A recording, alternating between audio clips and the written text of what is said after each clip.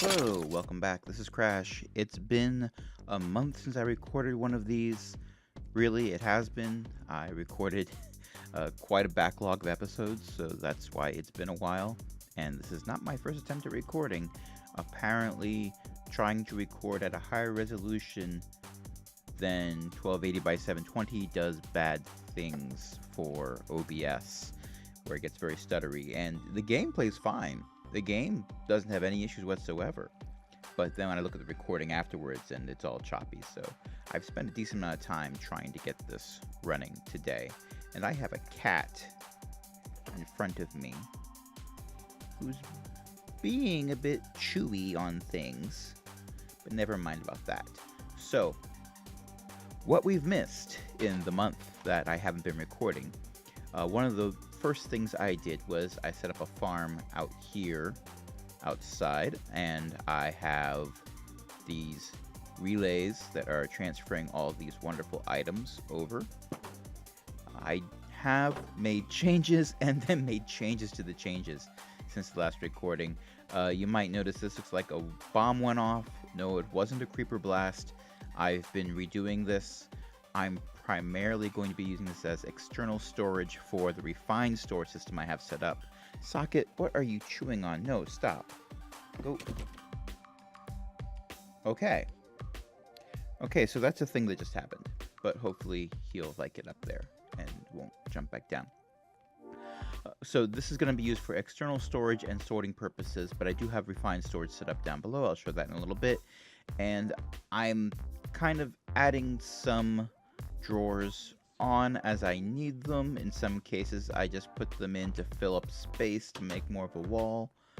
I've got this back here. All these basic drawers that have essences in them are primarily here so things will get combined in auto crafters, these wonderful things right here, and then those get fed back into the system. So I know I could make crafting recipes for refined storage so that it would do the work and plan all that out, but this involves actually less technological expertise for it to function, and I can see when something isn't going right. I can see how it's not going right a little bit easier. At least that's the way my brain's working. I do have this set up still where it's feeding everything in. It just so happens that I also have up here, attached to the back of the drawer controller, is an external storage block from refined storage, and that piping goes all the way over to refined storage over here. I've got my crafting grid that it plugs into, so now items that are up in this drawer setup are also visible in my crafting grid, which makes it kind of convenient. It's a little buggy in some ways. For example, if I just tried to click on my OBS screen instead of Minecraft. If I type in ore, well, there's all these bunches of ore, but I can't pick all of them out. Some of them, like this tin ore, it's like a ghost image. It's there, but it's not there. Same thing for that coal ore. And sometimes it'll be half and half, where I can pull part of a stack out, but some will get left in there. I'm not quite sure why it works that way, but it's working that way. And I'm not liking that, but it was worse when I was using exporters and importers. Exporters actually were causing those problems, where I was actually having like the black quartz, as I was putting that in my inventory, it was actually disappearing. I was watching the number go down. It was just going off into nowhere. I wasn't exporting it to anywhere. It was just disappearing. And apparently when I was looking that up on forums, it's a known bug. They just haven't gotten around to doing anything about it. Okay, so this is some copper ore that we can put in the system. Sometimes they'll have different settings. Like there's two kinds of iron ore, and they have the same number from what I can see, the same item number, but the game treats them as separate entities. So I've got 2 drawers that have iron ore in them, and they both feed into the system. And it seems to be the same thing for copper. If I can put you up there. There we go. That'll feed you properly over to the furnace over here. So something else I've got going on, like I was sort of mentioning with these ores right here, those are feeding down through this into this double crusher. This double crusher crushes it up, sends the crushed material over to the furnace. The furnace chews that up, spits it out, and that goes back into the system. I also have a separate crusher for items that I want crushed but not put in the furnace for whatever reason. Sometimes the furnace just won't accept them. And this looks like it's not powered because it has no red light coming out of this end, but the red light is actually going through it over this way. So this crusher crushes anything that I don't want burned and then feeds it back into the system. Over here, I happen to have a void ore miner controller. And I'm not really going to make a video showing exactly how I did this. There's enough of them out there on the internet, and this video, that was a cat knocking things over that I'm going to deal with after this recording.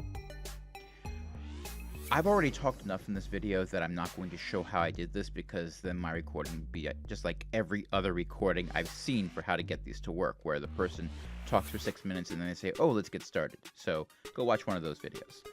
But I do have one of these set up. The one thing that I will say about it that was a problem for me was you have to make sure it has a clear view of bedrock, and that was keeping me from getting it to function properly. This is a tier 1. I haven't made the other tiers because what I really want are prosperity shards, and this gets me prosperity ores so I can get the shards, so that's fine. It does throw all the items into this chest, but they get pulled out immediately and thrown into the system, where it's then exported where it needs to be. And there is a cat directly between me and my screen, but I've got 2 screens, so I'm playing off of OBS's monitor right now, as opposed to the Minecraft monitor. Okay, so I also have this huge stack over here of farms. I figured, hey, I've got that space out there where I can grow farms and go out horizontally, but what I don't have is something that makes my frame rate tank like crazy. So what if I built vertically? And oddly enough, when I'm over here, my frame rate is as high as it ever gets. So building vertically isn't affecting that whatsoever. But I've got different crops on each level. I used sea lanterns because I can make those with Guardian Essence pretty easily. I did try auto-crafting it, but having the auto-crafters make that, you have to use 3 of them to make them out of Guardian Essence, and getting them to craft things in sync doesn't work so well, so I just decided, nah, whatever. So now I'm going to craft that stuff by hand as I need to. The mob grinder still works like normal. I did put something underneath here, which I can show you. I happen to have a death generator. This used to be called an undeath generator in previous versions. This is an advanced energy relay, so I can push more power through it. This will burn bone or rotten flesh for energy, but you do have to be careful. I'm going to turn this on just to show you. I have it set so that when it has a redstone signal, it turns off. So those little swirly red marks that are appearing, those particles, those particulates, those show you an area effect, and you don't want to hang out inside of them. You'll get a timer that appears, and it's going to tell you that basically a specter of death or some such is going to come and kick your butt. And you have a limited amount of time before it shows up. It doesn't actually manifest. You never see it. You just die instantly. Socket, please stop. And the entire desk shakes when he jumps off of it. So the webcam goes all crazy. So it gives you a bit of time for you to take all of your gear and put it in a chest and make peace with whatever XP you're about to lose. And then you die. So it's a good idea to, just keep your distance from that when it's running. But I have it turned off now because I don't really need it. I will turn it back on when I've got more bones and rotten flesh and things like that. But those don't grow on trees. They grow in mob grinders. Okay, so what else? I have expanded out my oil generators. I haven't added any additional fermenting barrels or whatever these are, the canola presses, because I have so much of this. I'm burning it as fast as I'm generating it, and all these barrels are still full. So I'm fine with that. I'm just going to keep adding oil generators until that's not an issue. But as you can see, these are burning and throwing away their power pretty fast. Granted, it's nighttime right now, so I don't have solar adding to it. Is this connected? Yeah, that's connected. I see that red line coming through the back. Something else I've added, I do happen to have culinary generators, which are nice. These are currently empty because I've got a backlog of food to burn. I need to automate that a bit more. I do have some chests set up. These are not transferring items over into this setup, and that's bugging me. I don't know why that's doing that, but fishing nets are pretty cool.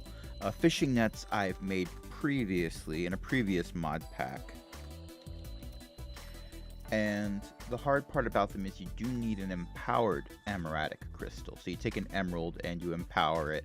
Well, basically you zap it with that atomic reconstructor, and then you have to empower it with that wonderful grid system over here, which I've messed with before.